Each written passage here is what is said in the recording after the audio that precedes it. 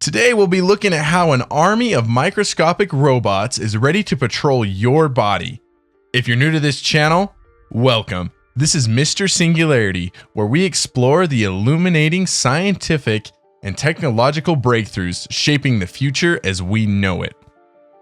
If I had to take a photo of advanced bots that could revolutionize both microbiotics and medicine, a Pop-Tart with 4 squiggly legs would not be at the top of my list. I've been so mistaken. Each smaller than the width of a human hair, the bots have a body equipped with solar cells and 2 pairs of platinum legs, which can be individually stimulated to stretch using specific laser zaps. The control is so precise that the team was able to jiggle the legs of a battalion of microbots in a synchronized march simultaneously. If you're not impressed yet, there's more to it. Unlike previous microbots that relied on magnetism to travel, these are essentially miniaturized robots. Like Big Dog, they have mechanical legs that are powered by electronic silicone-based modules. This means that it's possible to mass-produce bots using decades of nanofabrication practice, close to how we're actually producing computer chips. Since the brains of robots are traditional and are built on classical electrical circuits, it also ensures that they can be more readily combined with current logic circuits in order to build even the smarter next generation that responds to more complex commands. The authors have used a new design concept for their microbots, doctors wrote. Alan Brooks and Michael Strano at MIT in a sheet of paper to accompany him. Because the actuators can be operated by low-power electrical currents that normally flow through electronic circuits, sensors and logic components could be seamlessly integrated with the actuators. This opens the door for the last 50 years of microelectronics research to be incorporated into robots that are so small that the human eye cannot see. Why are microbots? What are microbots? Tiny robots have captured our imagination for a long time, particularly for their potential in medicine. In the 60s, both Hollywood and the well-known scientist Dr. Richard Feynman pictured squads of swallowable surgeons roaming around the body and conducting surgery on demand.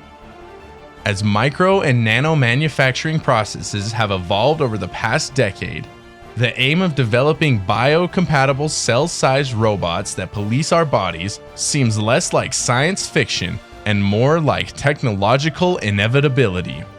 That's right, with some serious obstacles in the way. The key one is to allow microbots to travel inside the body reliably. It's a really difficult issue. The body's microenvironment is largely liquid, which ensures that microbots face significant drag forces that limit their momentum. Scientists have developed microbots that react to light, sound, magnetism, temperature, or chemical controllers to solve the locomotion problem, the authors said. For example, there are tiny worm-like robots that can climb, leap, roll, or even swim using magnets to monitor their travel through the rough terrain of human tissue. Although imaginative and clever, these design ideas are simply constructing a robot control center, its brain, from the ground up. Instead, why not tap into the design of microelectronics and circuit boards that have been running on our computers and phones for half a century? These legs are designed to walk. The main challenge, the authors explained, is that electronically operated legs, or actuators, are very hard to produce. So that's exactly where they began. The final solution is remarkably simple and elegant. Every leg is made of a platinum sheet with a thickness of just 7 nanometers using a common semiconductor, computer chip, printing technology called lithography. One side is coated with inert materials such as graphene or titanium. When soaked in liquid and with a zap of energy, the leg draws the ions in the water that attach to the exposed side of the body, force it down and bend it down, a photo pushed down on a metal board. By carefully applying force pads to the leg while leaving the joints free, the team was able to make legs that curve or fold like Japanese origami, roughly mimicking the way our knees bend as we walk or swim. In this way, they made actuators that appear to swim. With a current, the legs bend to a forward position. Without it, they relax to a backward stroke. The final measure is to see if these new actuators really work, and that's where the Pop-Tart microbots come in. The team designed the bots in such a way that they each had 2 solar cells on their block bodies. Similar to our solar panels, these cells transform light energy into power, thus supplying the zap of electricity that the legs need to get running. One solar cell controlled the front legs, the other the back legs.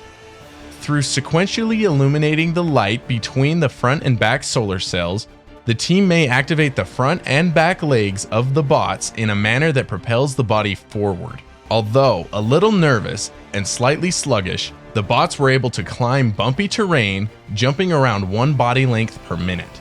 At just 40 micrometers wide and 70 micrometers long, smaller than a single-celled algae, the thickness of the normal human hair, and even the grain of salt, the robots are the smallest on-board electronics microbots in nature. They are also remarkably tough. Temperature variations up to 100 degrees Fahrenheit and more than a dozen orders of magnitude of acid concentrations will comfortably withstand. Their compact size makes it possible for them to get sucked into the narrowest needles without destroying them, and to preserve their shape and work after injection into the amoeba. The little machines, the giant leap. Since all actuators and bodies are produced using traditional lithography, robots can be conveniently manufactured in parallel, up to 1 million pots on a 4-inch silicone wafer. This mass method means that they are incredibly cheap to make, around 1/10 of a penny. As micro-manufacturing processes continue to mature, prices are expected to decline even further. Right now, bots need very low power, about 10 nanowatts, but they're still quite primitive. For one thing, they're not exactly totally autonomous.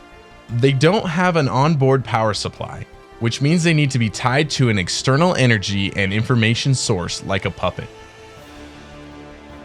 That doesn't mean it's a losing tactic.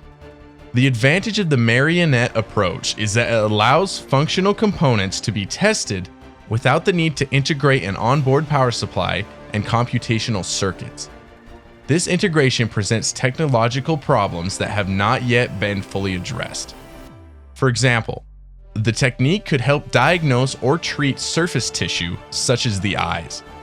Eventually, though, in order for the bots to make functional sense, they would need to be completely autonomous and free from outside links. Although it's still up to anyone's imagination if these bots will hold their own energy reserves. There's no denying that they've already got a leg in and they can be updated far more quickly. Thanks to a classic, circuit-based brain, these bots can be more conveniently combined with conventional silicone-based microelectronics than, say, those that run on magnets, taking them closer to the idea of a swallowable surgeon.